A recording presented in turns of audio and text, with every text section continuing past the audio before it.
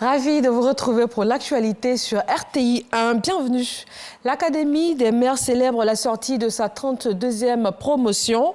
241 élèves officiers de la prestigieuse institution ont reçu leurs épaulettes. Le ministère de la Promotion de la Jeunesse a fait d'une pierre deux coups en célébrant également la sortie de 500 jeunes apprentis formés au sein de l'institution.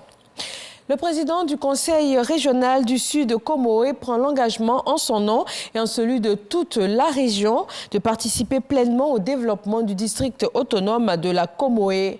Un engagement devant le ministre-gouverneur du district autonome, Pascal Kwaku Abinan, venu à leur rencontre. Eugène Atoubé.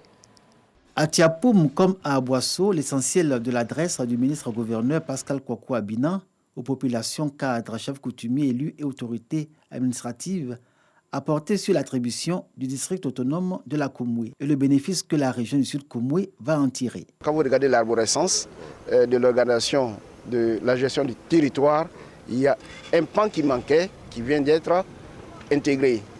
Et donc la communication sera beaucoup plus fluide. On aura beaucoup de moyens maintenant de nous adresser au sommet de l'État. Le conseil régional, après le conseil régional, le ministre du district, et puis après, on remonte. Nous allons nous mettre ensemble dans le Sud Comoé à travailler pour que le ministre-gouverneur puisse mener sa mission. Nous sommes là pour aider le gouvernement, pour que nous tous, nous avançons dans la paix, dans la continuité et pour le développement de la Côte d'Ivoire. Le développement de la Côte d'Ivoire, c'est à cette réalité que répond la création des districts autonomes. Traduction de la vision du président de la République Alassane Ouattara. Le ministre-gouverneur l'a rappelé. Abinan Kwaku Pascal a aussi invité toutes les composantes sociales de la région du Sud Comoé à être des acteurs participants à la transformation du district de la Comoé en pôle de développement. Vous savez qu'il y a un conseil de district qui va siéger. Je crois que ce conseil va donner les orientations générales que les collectivités vont suivre. Pour le conseil régional, comme pour l'ensemble des collectivités territoriales, le district autonome de la Comoé est une opportunité qui inspire beaucoup d'attentes. Il ne nous reste qu'à vous accompagner, monsieur le ministre-gouverneur, afin que vous réussissiez votre mission dans l'intérêt supérieur de nos populations.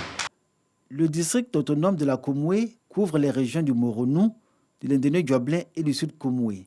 Une communauté d'hommes et de femmes partageant les mêmes traditions, les mêmes coutumes, les mêmes valeurs, la même culture et les mêmes aspirations.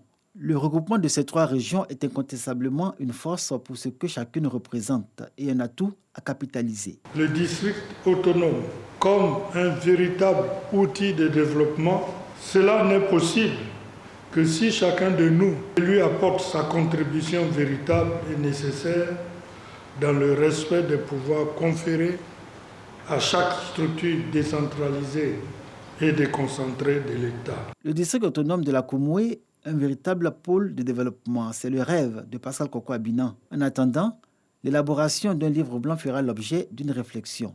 Ce sera la feuille de route qui va accompagner ce rêve.